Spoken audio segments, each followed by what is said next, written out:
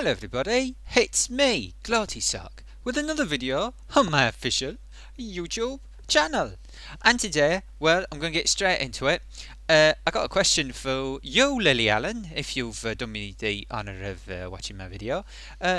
So I've been following your Twitter thread today, and you did a kind of poll thing about Muslims and pensioners, and it was a bit strange. It was like, who's a bigger threat to society, or something like that. And you did a poll, and when you didn't see the answers that you thought you should be getting, you said you accidentally deleted it, but then it seemed like you thought it had been hijacked. Anyway, this is the question I have for you. You see, the thing I'm wondering, and don't take this the wrong way, it's just that I hear you say a lot of things about women's rights, and then I hear you saying, like, you were like posting lots of things in your Twitter about Muslims and Islam, and how it's not threatening and all the rest of it.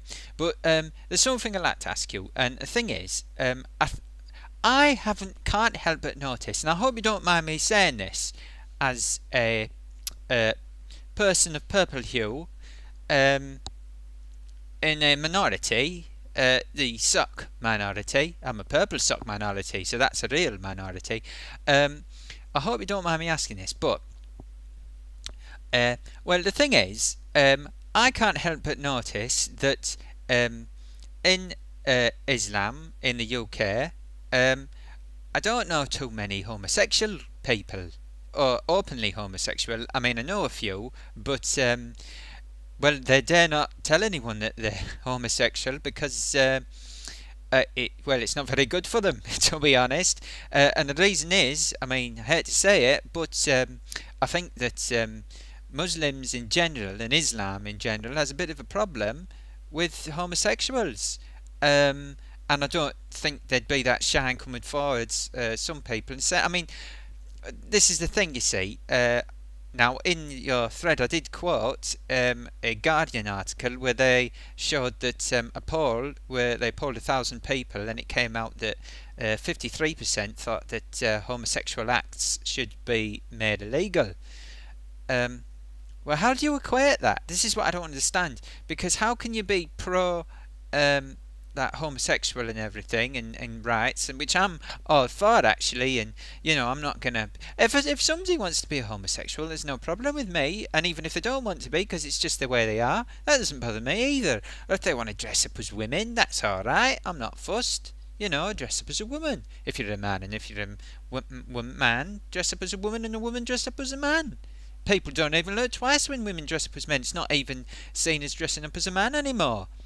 Since Annie Lennox and stuff like that. Anyway, so I just don't understand. I see you saying stuff on TV and everything, and I just don't understand, on Twitter, and I don't understand how you can defend Islam so much, like so blindly, really. And I've tried to engage you a few times on your Twitter. I know you get loads of replies, so you've probably not even seen mine. But I'm just wondering, what do you think about that? Because I think it's a real problem. I think it's unfair that when people fight for gay rights and everything, but they don't, that gay rights doesn't seem to include Muslim people. We seem to let them go by. We've got all these rules, but they don't seem to apply to Muslim people. They should be protected in their families, and I don't think we should allow, just because people are of a certain religion, it shouldn't take away their rights. We should just defend everybody equally, yeah? And it just seems to me that there's a lot of people living a lie because they're scared to come out and be who they are because of the, the consequences, being cast out of society, of, perhaps being intimidated by people in society. And also, the other thing I found a bit difficult is that you seem to have sort of dual standards as well with the way you treat misogyny. Now look, I know you get some nasty things written in your Twitter feed, but it seems like you almost sort of focus on that, and then you don't want to respond to the tricky questions. And if you don't mind me saying, but I think one of the worst areas of misogyny in the UK in modern times, which is institutionalised actually, is in Islamic circles and with Muslims. I really do, because I think their outlooks are not entirely compatible with some, because not all, I'm not talking uniformly, but there's enough. See, this is the thing, I think there's enough people in Islam. Um, it's a very sort of strong community, so that if some people in the community think that way, it can be intimidating to try and think another way. And even if people think a different way, they don't want to speak up and be known to think a different way, you see. So and I just don't really see your point of view. I think so. What I was getting to is, I think in Islam and Muslim communities in the UK, women are very often oppressed and made to do things, not have a choice.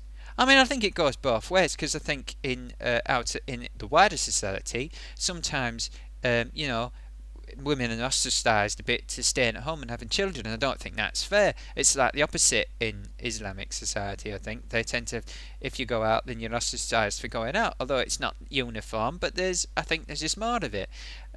But yeah, in particular, that those sort of things with the homosexuals, they don't just it's just not accepted. I don't know any out Muslim homosexuals at all.